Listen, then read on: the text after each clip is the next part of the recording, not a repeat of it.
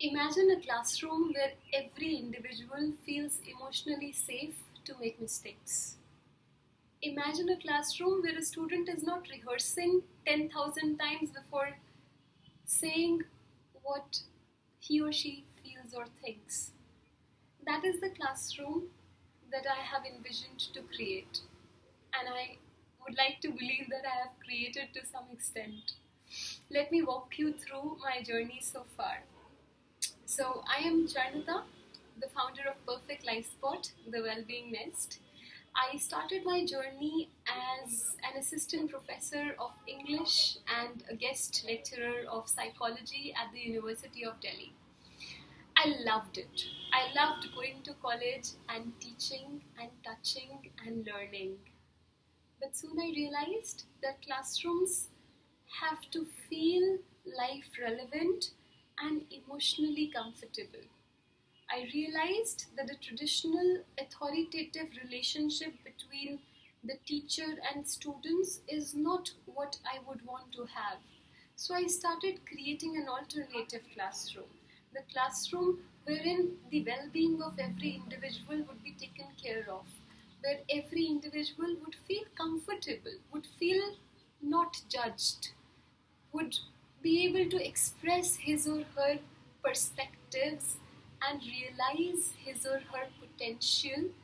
So the affirmation came from the teacher in a way where the individual would be able to open up and go from the stage of caterpillar to butterfly.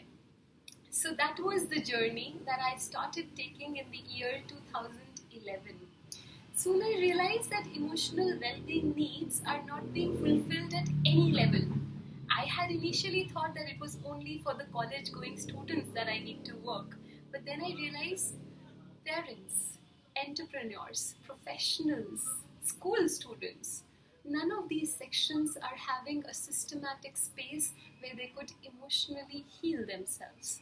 So we started going out to other sections of the society.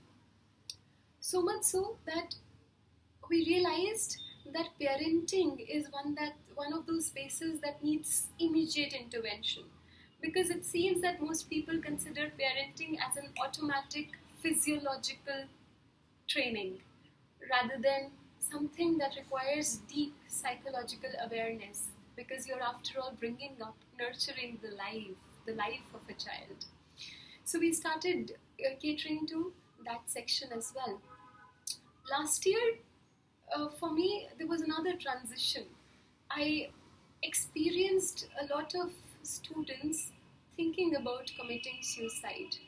Unfortunately, I saw some university suicides as well, and that convinced me that I must go to schools and start something called Hope and Happiness workshops, where I started going to the schools, started talking to the principals, and adopted those students for a commitment of a 1 hour workshop that would just do a very simple thing, and that is remind them that they are extremely special, help them develop emotional immunity so that they can navigate through this world of variables and uncertainty with more conviction.